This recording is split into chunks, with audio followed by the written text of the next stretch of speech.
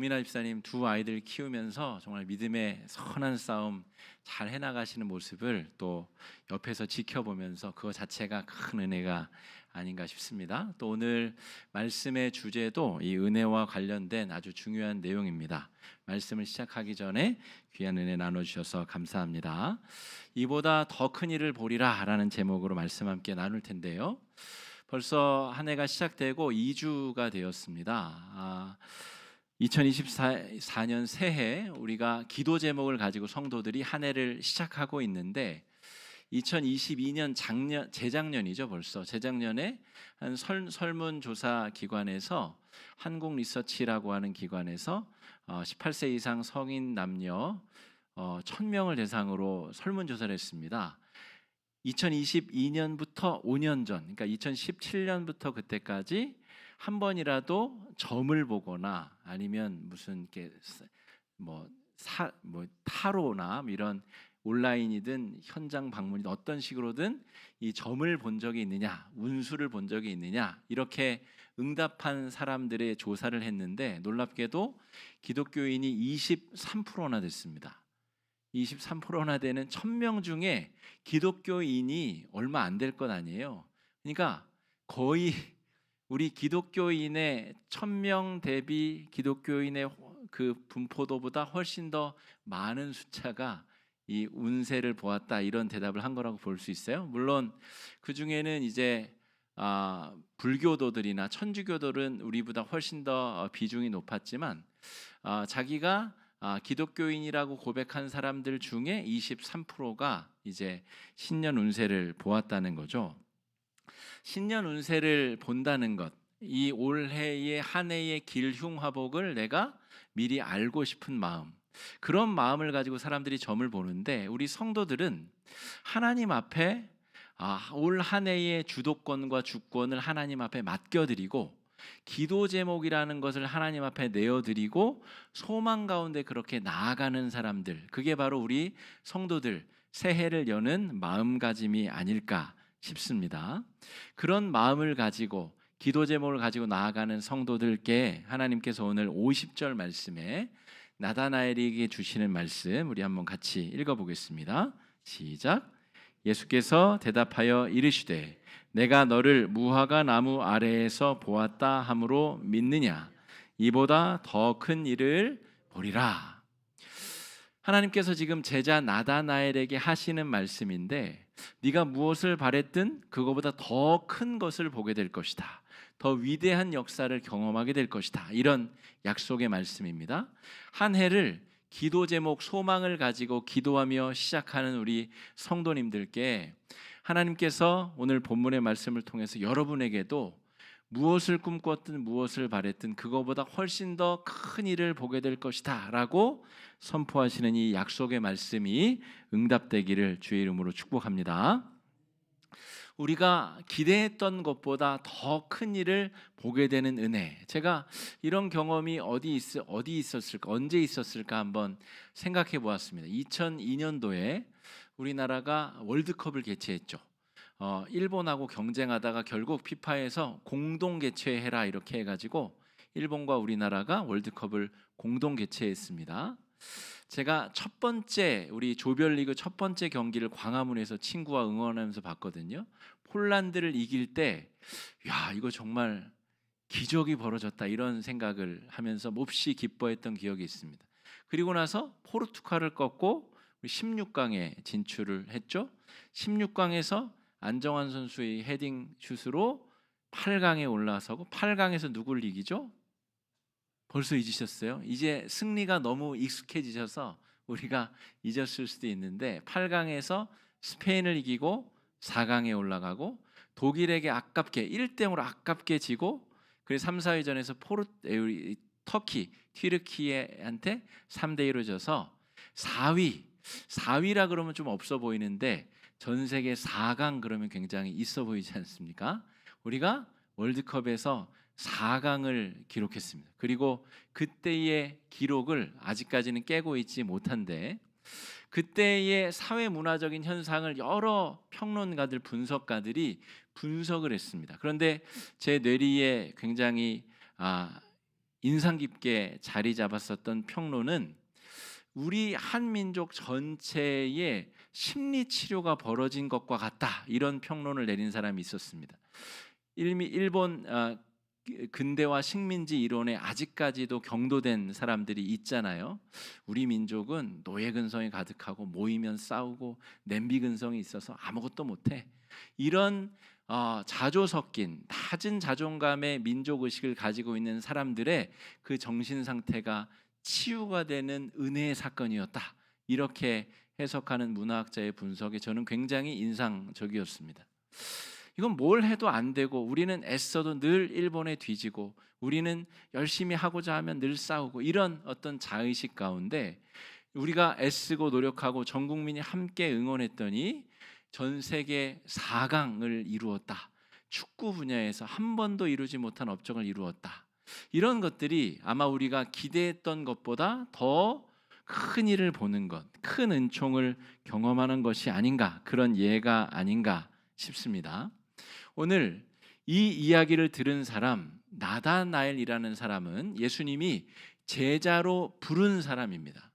나다나엘이라는 이름은 요한복음에만 등장합니다. 그래서 나다나엘이 누구인가 성경학자들이 계속해서 연구해 보니 제자들 중에 바돌로메라고 하는 제자가 있거든요. 그 바돌로메의 이름이 나다나엘이다, 이렇게 결론에 다다랐습니다. 바돌로메는 바가 누구누구의 아들이라는 뜻입니다. 그러니까 돌로메시의 아들이라는 뜻이죠. 예수님 시대에는 이 이름이 몇 개 없었어요. 특별히 서민들, 일반인들은 몇 개의 이름을 가지고 그냥 그렇게 나눠 썼던 거죠. 그래서 예수님 무덤 앞에 마리아들이 가잖아요. 여인들이 갔는데 이름이 다 한결같이 마리아예요. 막달라 마리아, 이세의 어머니 마리아, 다른 마리아, 또 예수의 이모 마리아, 이런 마리아들이 갔는데 다 여인들의 이름이 마리아인 거죠. 그러니까 그 흔하디 흔한 이름을 구별하기 위해서는 누구 씨의 아들인가, 어느 동네 사람인가, 이게 수식어로 붙어야 된다는 말이죠. 그러니까 돌로메 씨의 아들, 그 사람의 이름이 나다나엘이다 하는 거예요. 그리고 요한복음에는 공생애의 출발점, 첫 시작을 예수님이 제자를 부르시는 장면으로 시작이 됩니다.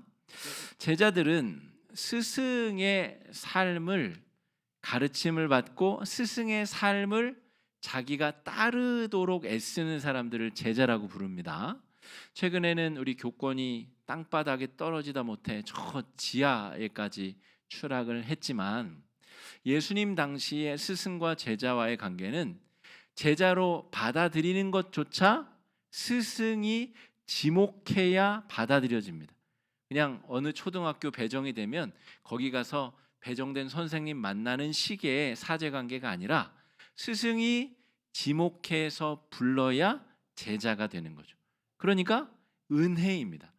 제자로 부름받은 자체가 은혜이고, 부름받은 제자는 스승과 함께 기숙하면서 함께 먹고 자고 살면서 모든 스승의 것을 자기의 것으로 체득하는 것이 예수님 당시의 제자였다는 것이죠.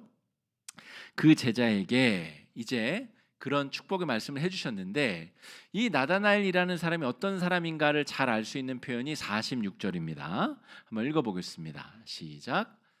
나다나엘이 이르되 나사렛에서 무슨 선한 것이 날 수 있느냐, 빌립이 이르되 와서 보라 하니라.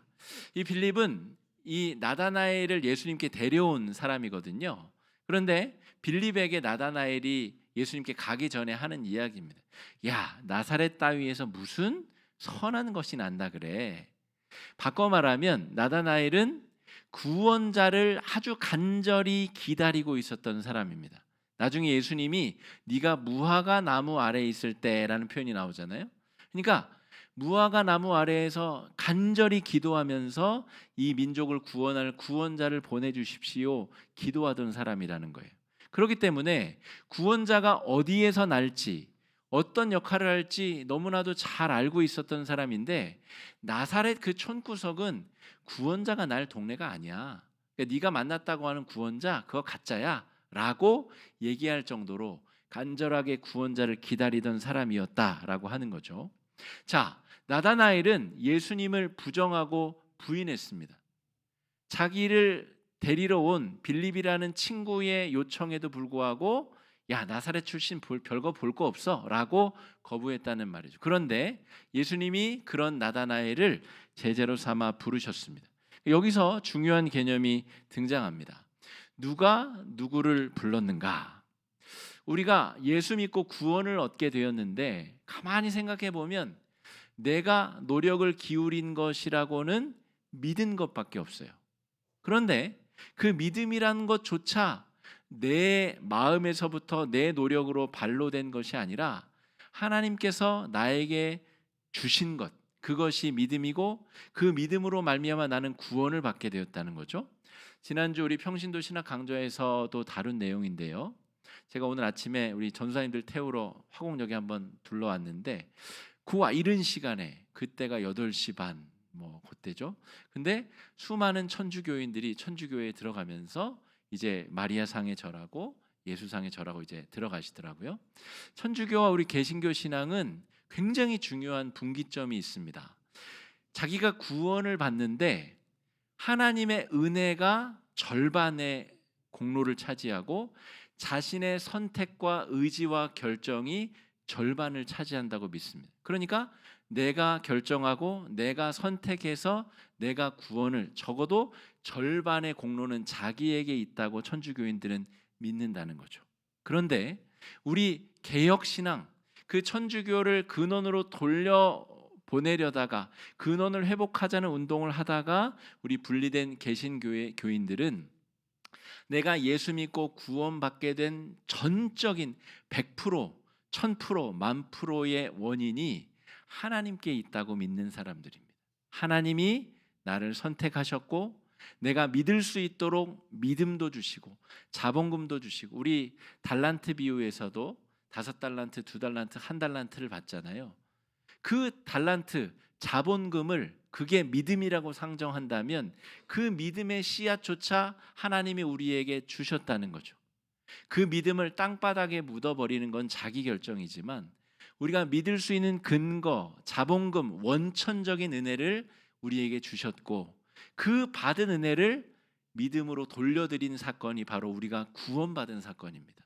오늘 예수님이 이 땅에 오셔서 공생애의 첫 시작을 제자들을 부르시는데 그 제자들을 부르실 때 제자들의 공로가 1도 없습니다. 1%도 없어요. 전적으로 하나님이 은혜로 부르신 사건, 그것이 우리가 구원받게 된 은혜의 사건이다라고 하는 거죠. 자, 내가 분명 주도한 것 같은데 내가 예수 믿기로 결정하고 내가 예수 믿기를 소원하고 그렇게 나온 것 같은데 실상은 보니 그렇지 않더라는 거예요. 우리 이상현 집사님 요즘에 교인 인터뷰 시리즈를 막 찍고 계시잖아요. 여러분 잘 보고 계세요?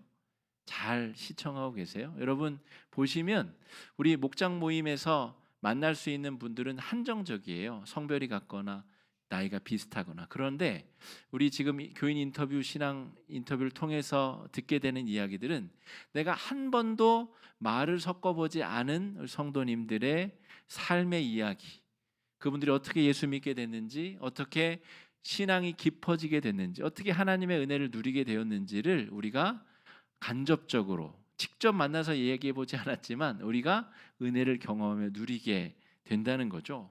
그 이야기를 듣다 보면 야, 이거 정말 저분에게 임하신 하나님의 사건이 정말 하나님의 전적인 선택과 전적인 은혜로 벌어진 일이라는 것을 우리가 정말 아주 뼈저리게 아주 느끼게 된다는 거죠. 저는 우리 교회에 부임하기 전에 제 나름대로의 계획이 있었습니다.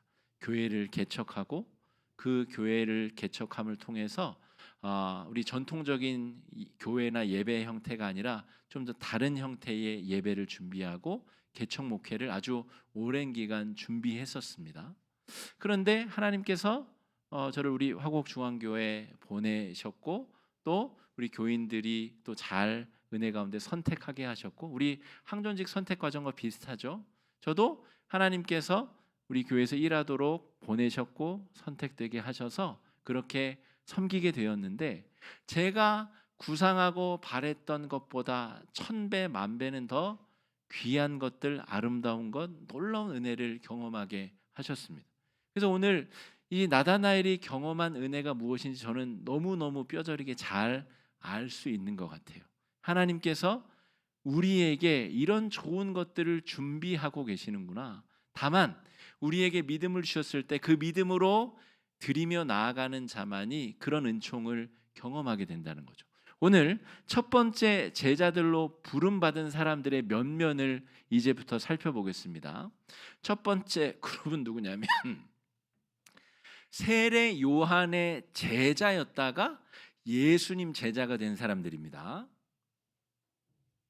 본문에 보면 이 안드레라고 하는 제자가 본래 세례 요한의 제자였어요. 그런데 세례 요한이 자신은 아무것도 아니고 내 뒤에 오시는 분이 진짜입니다. 그리고 예수님께 당신이 그리스도이십니까? 라고 묻는 장면이 나오죠.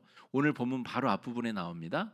그리고 나서 요한이 자기 제자들이 예수님 따라갈 수 있도록 허용합니다. 그 중에 2명이 안드레와 요한인데, 요한이라는 이름은 오늘 본문에는 안 나와요. 이것도 학자들이 추론해 볼 때 요한이겠구나라고 생각을 하는 거죠. 안드레라고 하는 이 제자는 전적으로 하나님의 은혜가 아니라고 설명할 수 없을 정도로 본래 요한 따라다니던 사람이었어요. 그런데 특별한 계기로 예수의 제자가 되는 은혜를 입습니다. 두 번째는 더 신기합니다. 안드레의 형제가 있었어요. 형인 것 같은데 베드로를 안드레가 찾아가서 가족, 친척을 만난 거죠. 그래서 내가 구원자를 만났다. 너도 나와 함께 구원자를 만나러 가자. 그래서 제자가 된 사람이 바로 안드레의 형제 베드로입니다. 베드로는 나중에 교회의 수장이 되고 가장 으뜸 가는 제자로 쓰임 받죠. 이것을 하나님의 선택, 은혜라고 말고는 뭐라고 설명할 길이 없는 겁니다. 하나님의 은혜로 선택받은 제자들. 여러분, 저와 여러분 우리들이 바로 그런 사람들입니다. 우리 아마 다다음 주쯤에 수요일 날 공부를 하게 될 텐데 칼빈의 신학 사상을 공부할 거거든요. 근데 칼빈의 신학을 우리가 오해하는 것 중에 하나는 하나님의 예정론, 천지가 창조되기 전에 하나님이 나를 구원받기로 선택했다는 거예요. 이거는 잘못 이해하는 겁니다. 그러면 어떤 사람은 지옥 가기로 창세전부터 결정됐다는 말입니까? 하나님의 전적인 은혜라는 개념을 잘못 이해하게 되면 하나님은 나만 사랑하고 내 모든 인생을 다 결정해 놨고 그렇게 잘못된 예정론으로 갈 수 있는데 이것은 잘못됐다는 거죠. 칼빈이 강조하려고 했었던 것은 1000% 10,000% 온전한 하나님의 은혜로 저와 여러분처럼 자격 없는 자들이 선택받고 구원받게 되었다는 것, 이것이 칼빈이 주장하고자 했던 것이다 하는 것입니다. 자, 세 번째는 더 황당합니다. 길 가다가 빌립을 선택합니다. 여러분, 빌립이 그날 배가 아파서 화장실에 좀 더 있다가 늦게 왔으면 예수님 못 만났을 것 아니에요. 이걸 어떻게 설명하겠어요? 길 가다가 부름을 받은 빌립, 하나님의 철저한 전적인 은혜라는 거죠. 여러분, 그래서 우리 집안은 3대 4대 예수 믿었던 집안이에요. 그런다고 해서 예수 믿는 거 아닙니다, 여러분. 아무리 배경이 좋고 예수 잘 믿는 상황이라 그래도 개차반 신앙이 아주 많습니다, 여러분. 신앙의 근본이 아무것도 없는 사람인데 정말 벼랑간에 부지불식간에 은혜를 경험하고 예수 믿게 되는 사람들도 있다는 거죠. 길 가다가 빌립이 부름을 받고 네 번째 사람은 이 길 가다 만난 제자의 친구가 바로 나다나엘입니다. 그러니까 나다나엘은 구원받을 확률이 거의 제로에 수렴했었던 사람입니다. 이 빌립이 길 가다가 예수 못 만났으면 나다나엘의 인생 역시 영원히 그냥 무화과 나무에서 계속 기도하다가 사그라졌을 인생일 수 있다는 거죠. 빌립의 소개로 제자가 된 친구가 바로 나다나엘, 바돌로메라고 하는 것이죠. 여러분, 우리가 각기 다른 상황에서 거부할 수 없는 하나님의 은혜를 받은 사람들입니다. 여러분, 올 한 해 우리가 기도 제목, 소망을 가지고 하나님 앞에 나아가는데, 그러면 분명 나다나엘이 경험한 것처럼 감당할 수 없는, 우리가 꿈꿨던 것보다 훨씬 놀라운 은총을 경험하게 될 것인데, 여러분, 그 은혜를 경험하게 되는 데 있어서 내가 한 일이 무엇이냐? 아무것도 없다는 거예요. 전적으로 하나님의 선택과 하나님의 은혜와 붙들어 주시는 축복으로 우리가 구원받게 되었다는 것입니다. 그러므로 여러분, 함부로 우리가 다른 사람에 대해서 함부로 판단하거나 정죄할 수 없는 이유가 여기 있습니다. 우리 목장 모임에서도 남의 얘기 듣다 보면 속으로 혀를 끌끌 차는 일이 있잖아요. 아유, 저래 가지고 안 될 텐데, 이렇게 해야 될 텐데. 근데 여러분, 하나님이 은혜를 부어주시면 그 사람에게 어떤 놀라운 변화가 일어날지, 어떤 회복의 역사가 일어날지 정말 아무도 상상하거나 아무도 짐작할 수 없다는 거죠. 제가 우리 교회 부임했을 때만 해도 정민아 집사님이 이 앞에서 특송을 하게 되리라는 것을 저는 상상할 수 없었습니다. 그 정도로 믿음의 진보와 성장과 하나님의 역사하시는 은혜를 많이 경험하고 있는 것으로 제가 보여집니다. 그러므로 여러분, 다른 사람의 신앙, 다른 사람의 삶을 함부로 판단하거나 정죄하거나 다른 사람의 이야기를 함부로 전할 수 없다는 거죠. 하나님께서 무슨 일을 어떻게 언제 행하실지 아무도 알 수 없기 때문에 그렇습니다. 누가 믿음의 은혜를 받을 만한 사람인가? 우리 나다나엘의 경우를 좀 더 살펴보자는 것이죠. 나다나엘은 구원에 대한 자신만의 기준과 선입견이 분명했었던 사람입니다. 구원자는 저 나사렛이라고 하는 작은 동네 따위에서는 나올 수 없어. 저기서는 안 돼. 여러분, 우리 자신에게도 여러분 그런 메시지를 끊임없이 되뇌이시는 분들이 있지 않으십니까? 나는 안 돼. 무슨 일을 해도 나는 안 돼.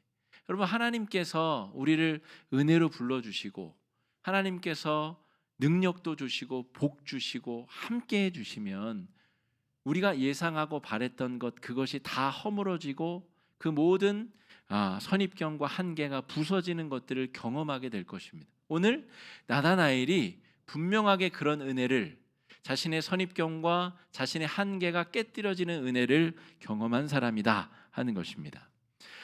예수님께서 나다나엘의 이름을 알아보시고 그가 무화과 나무 아래에서 기도했다는 것을 말하자 나다나엘의 그 한계가 무너져 내렸습니다.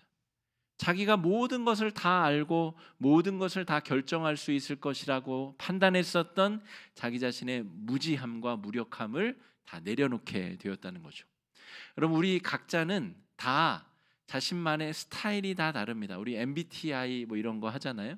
어떤 사람은 사고 중심의 사람, 아마 나다나엘도 그런 사람 같아요.